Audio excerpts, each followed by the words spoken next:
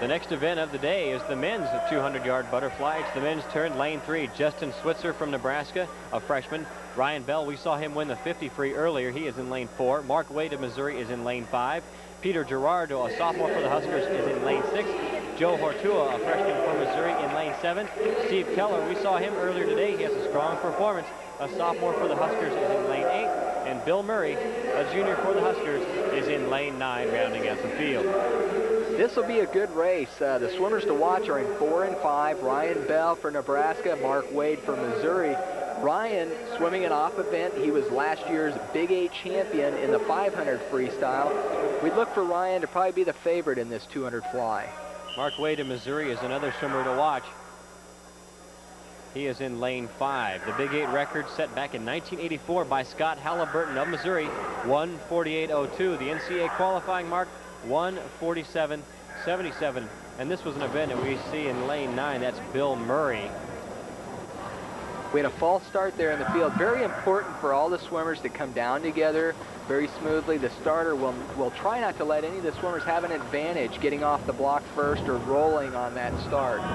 So real important, the starter's going to make them come down together, and this gets a little bit of nervousness going right now. They want to come down steady. This was an event that Nebraska had traditionally not been very strong in up until the last couple of years. And they recruited a kid out of Texas named Tom Stuss, who came in and won Nebraska's first Big 8 title in the 200 fly. We have a clean start, and he dominated that event throughout his career in the Big 8 conference. In fact, he holds the Nebraska school record at 1:47.47. Tom's the record holder, also an All-American at the NC2As. Great swimmer for Nebraska. He's also an academic All-American. That's one thing we'd like to touch on as well. The Nebraska program is very strong with its academics throughout all of its athletic programs. Tom Stuss, Colin Kosbath, Chuck Ray, and Wessel Zimmerman have all been honored as academic All-Americans as well. Well, take it a step farther, they have the highest GPA of any of the top 20 teams in the nation. So, you know, Cal does put a high priority on their academics. Looks like Ryan Bell there in lane 4 taking the lead early on. Again, Ryan normally swims the 500 freestyle. This is a chance for him to show what he can do in a 200-yard butterfly, and looks very well at this point. Bell is first in lane 4, the men's 200-yard butterfly.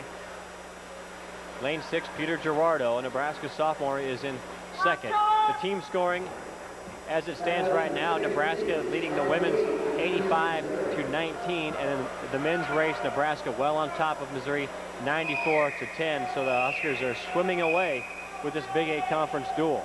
Yeah, no surprises at this point. Nebraska's dominating the meet just like we expected. We're seeing some good performances as well. You know, Janelle Garcia in that fly. Right now, Ryan Bell there in the screen.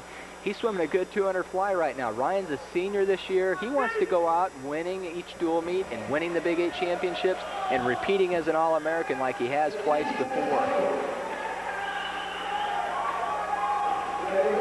Good tough swim for Ryan. Ryan Bell in lane 4 wins it unofficially, 1:54.12. In lane 8, Steve Keller, the Huskers sophomore, comes in 1:54.80. So Nebraska sweeps the first 2 places and in fact takes the top 3. Peter Girardo coming in third, 1:56.07. And as Matt mentioned earlier, Nebraska will get the first 2 place points, and then Missouri will take third. So only 2 places scoring for each team. And the scoring again in individual events, 9-4-3-2-1-0. And in the relays, 11-4-2. So that's where the 3-place scoring comes into effect, is the relay events. Well, I'll tell you, with the depth that Nebraska and Cal Bentz is showing today, he's going to have a hard time deciding lineups for the Big 8 championships and NCAA